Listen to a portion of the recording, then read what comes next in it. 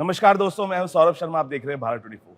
दोस्तों, एक बहुत ही स्पेशल फिल्म, एक बहुत ही स्पेशल किरदार, और उस किरदार से मैं बातचीत करूंगा, लेकिन उस किरदार के लिए मैंने कुछ लिखा है।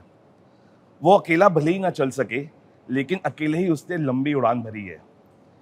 वो बधाई का पात्र भी है और इंस्पायरिंग भी है। उन्होंने जिंदगी में ऐसी छलांग मारी है कि देखने वाले उनके अंधभक्त हो गए हैं। वो भले ही ना देख सके, लेकिन देखने वाले उनके मुरीद हैं। वो भले ही न्यूटन ना हो, लेकिन उनके पास हेड का सारा फॉर्मूला है। जी, मैं बात कर रहा हूँ श्रीकांत भोला की, और उस किरदार को निभा रहे हैं राजकुमार राव।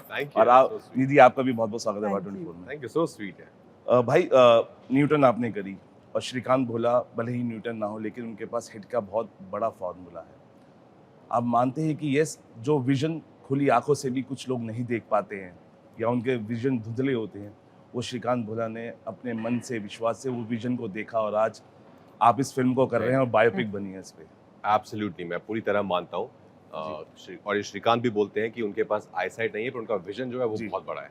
और विजन का आपकी फिजिकल से कुछ लेना देना है बिल्कुल। वो एक सोच है, वो एक आइडिया है जो आपके दिमाग में आता है, फिर आप उसके ऊपर काम करते हैं, और वो आप पूरा कर पाते कि नहीं, कि वो आपकी मेहनत और आपकी शिद्दत के ऊपर है। पर श्रीकांत ने करके दिखाया है। श्रीकांत इसलिए हमारे लिए एक बहुत ही इंस्पिरेशनल फिगर है कि बावजूद इस एक फिजिकल लिमिटेशन के आज वो जहाँ पहुँचे हैं, जो अचीव किया है लाइफ में, एक $1 मिलियन कंपनी खड़ी करना, उसको चलाना वो आसान नहीं है, पर श्रीकांत ने किया है। अच्छा भाई, आपने कभी सोचा है, या मतलब मुझे ऐसा लग रहा था कि मैं आपसे पूछूं, क्योंकि आपने उस किरदार को निभाया है, कि जो नहीं देख पाते हैं, स्पेशल एबल पीपल की बात कर रहा हूँ, उनके सपने कैसे होते होंगे रात को जब वो देखते होंगे?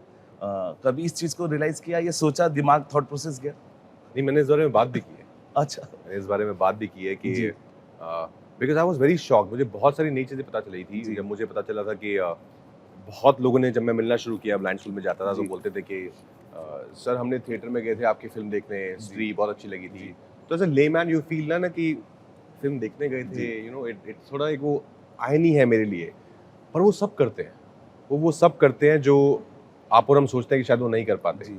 सपने भी देखते हैं, उनकी अपनी एक दुनिया है, और इमेजिनेशन में वो फील, वो की ताकत, वो सुनने की ताकत इतनी स्ट्रांग है कि उनको सब समझ आता है। तो ऐसा कोई ऐसा लिमिटेशन नहीं है कि जो शायद वो ये ना कर पाए। तो उनको समझ आती है चीज़ें, वो सपने भी आते हैं उनको, बिकॉज सपने अगेन क्या है, वो दिमाग की उपज है, वो आपके दिमाग में है, वो कोई फिजिकल चीज़ नहीं है।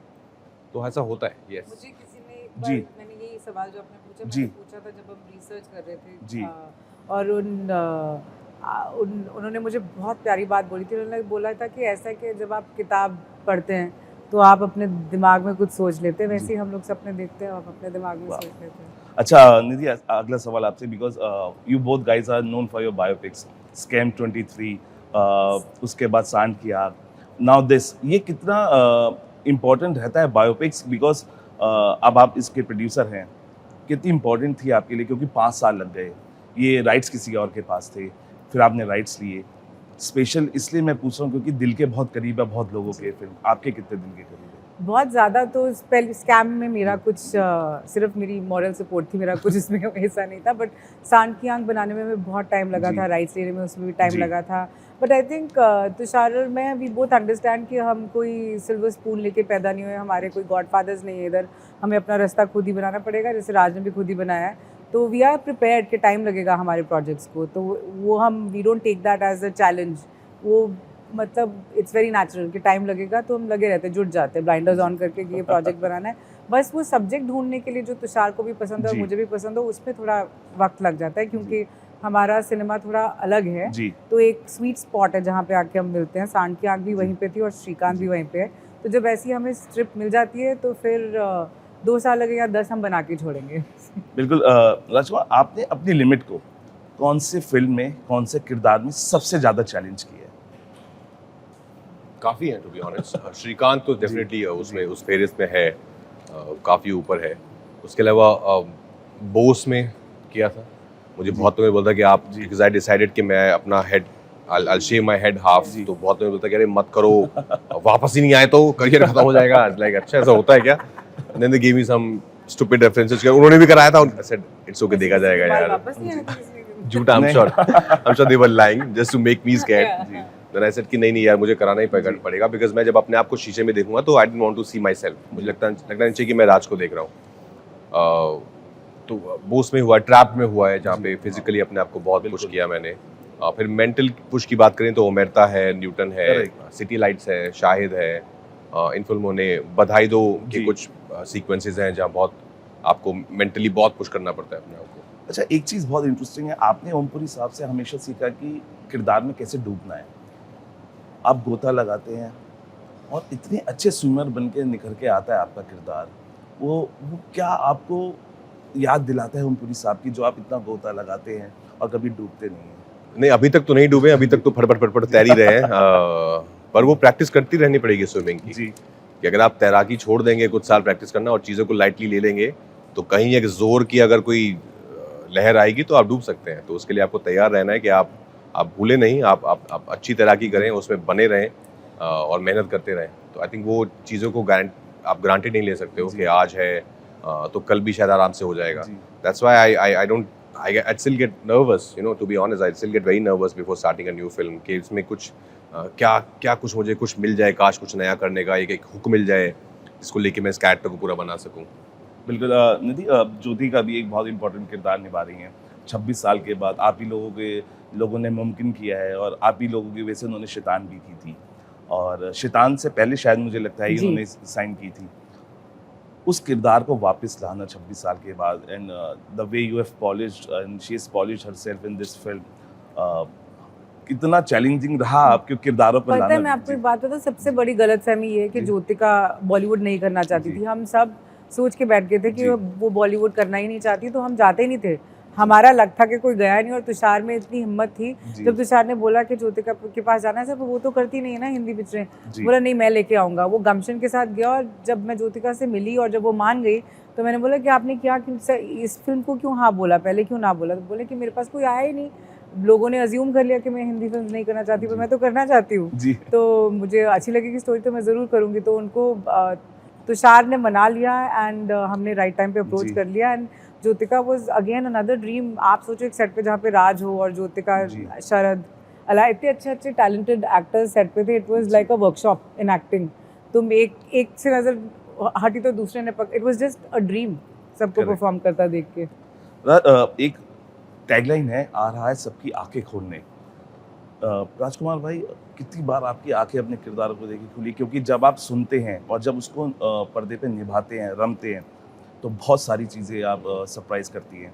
इसमें सबसे ज़्यादा सरप्राइज आपको क्या किया, आपकी जिससे आपकी आंखें, आपको लगा कि दिस हैपेंड? आई थिंक इस फिल्म की तैयारी के दौरान, बिकॉज इससे पहले हम सब कहीं ना कहीं कंडीशन माइंड होता है हमारा कि जब हम किसी इंसान को मिलते हैं जिसको कुछ लिमिटेशन है या डिसेबिलिटी है, तो एक बहुत ही पहले दया का जो भाव है वो सबसे पहले ऊपर आता है, और बहुत ही ह्यूमन बात है ये सोचना। बट जब मैंने मिलना शुरू किया, ब्लाइंड स्कूल्स विजिट करना शुरू किया, तो मैंने रियलाइज़ किया कि एक्चुअली वो आपकी दया तो मांग ही नहीं रहे हैं। करेक्ट। वो चाहते नहीं कि आप उनको सिंपैथी दिखाएं या सिंपैथी दें। वो तो बहुत सेल्फ सफिशिएंट है, वो बहुत केपेबल है सब कुछ करने के। वो एक्चुअली इक्वल अपॉर्चुनिटीज़ मांग रहे हैं, वो मांग रहे हैं इंक्लूसिविटी सोसाइटी में, दुनिया में। तो उनको अगर आप ये कर सकते हैं तो वो कीजिए। वो नहीं चाह रहे कि आप बोले उनको कि अरे बहुत बुरा हुआ आपके साथ, मैं समझ सकता हूँ आपके क्या पेन, नहीं। वो बहुत सेल्फ सफिशिएंट है, उनको आपकी दया नहीं चाहिए। तो इस चीज़ से बहुत डेफिनेटली मेरी आँख खुली थी कि कितना केपेबल और कितना एबल है ये भाई। किसी सीन में या उनके किसी भी लाइफ की किसी भी जिंदगी के किस्से को सुनते हुए आंखें नम हुई? क्योंकि मैंने सुना है जब उनके पेरेंट्स को लोग बोला करते थे तकिया लगा के मार दो क्योंकि ये देख नहीं सकते हैं। ऐसी बहुत जगहों पे चीज़ें होती होंगी, लेकिन ये प्रभु के दिए हुए हमारे एक स्पेशल लोग हैं जिनको हम इतनी मोहब्बत करते हैं। आज वो सब कुछ कर सकते हैं जो शायद हम लोग भी नहीं कर पाए, वो कर रहे हैं। कई भी आंखें नम हुई, आंखों से आंसू निकले कि यार, बिकॉज मुझे लगता है कि आपके दिल के बहुत क्लोज रहा होगा, क्योंकि जब आप करते हैं आपकी वेन्स में वो चीज़ें आप डालते हैं किरदारों में। आंखें नम हुई कभी कुछ किसी भी एक एंगल पे आपने सुना हो चीज़? नहीं, बिल्कुल। आई थिंक बहुत सारी जगहों पर जहाँ पर बहुत सारे मोमेंट्स हैं फिल्म में जहाँ पे you feel very emotional about his circumstances. जैसे ऑफ कोर्स एक आपने जो गिनाया, जब वो बच्चे थे तो उनके साथ क्या हुआ था, फिर because he wanted to study so badly, उनको पढ़ाई करनी थी सिर्फ, लेकिन सिचुएशन ऐसी हो पाई थी कि वो पढ़ नहीं पा रहे थे। एंड लोग ऐसे बोलते भी हैं कि ये तो सिर्फ या तो ट्रेन में पैसे गाना गाएंगे या भीख ही मांग लेगा और जी। क्या करेगा। तो जब भी ये सब बातें रिपीट होती थी उनकी ज़िंदगी में तो बहुत ही इमोशनल था। मेरे लिए भी ये सोचना कि कैसे इस आदमी ने इतना कुछ सहा, इतना कुछ देखा है और वहाँ से उठ के ये आज यहाँ पहुँचा है कि उनकी ज़िंदगी पे एक फ़िल्म बन रही है आज।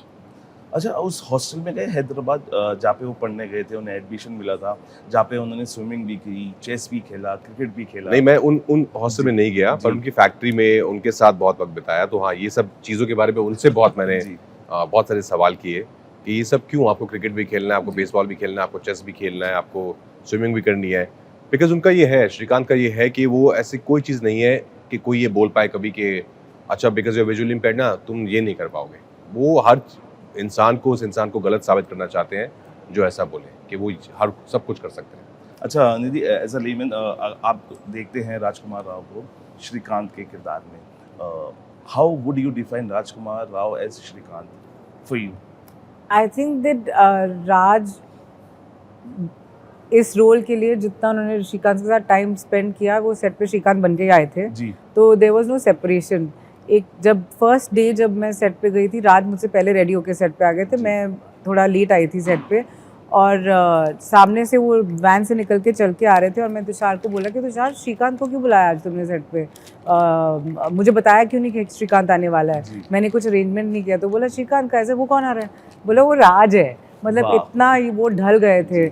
राज as Srikanth is, I don't, like I said, separation मैं नहीं कर सकती क्योंकि सेट पे वो श्रीकांत ही थे। और जब आपने अगर वो क्लिप देखा होगा जहाँ पे वो दोनों इकट्ठे हमने बाहर निकाला था, यही दिखाने के लिए कि राज कैसे ढल गए थे और कैसे श्रीकांत बन गए थे। As personalities of course there are differences. I think that Raj उनके साथ रेजोनेट करते हैं, जैसे वो पहले बोल चुके हैं, क्योंकि उनकी थोड़ी सी रूट्स सेम है, ड्राइज of self-made, that journey is similar, so there are some points जो उन्होंने resonate करके कैरेक्टर अपना बना लिया। बट उन्होंने आई डोंट नो वो उनका प्रोसेस है, कैसे बन गए वो श्रीकांत तो उनको मालूम होगा, पर बन के आए थे सेट पे। बिल्कुल।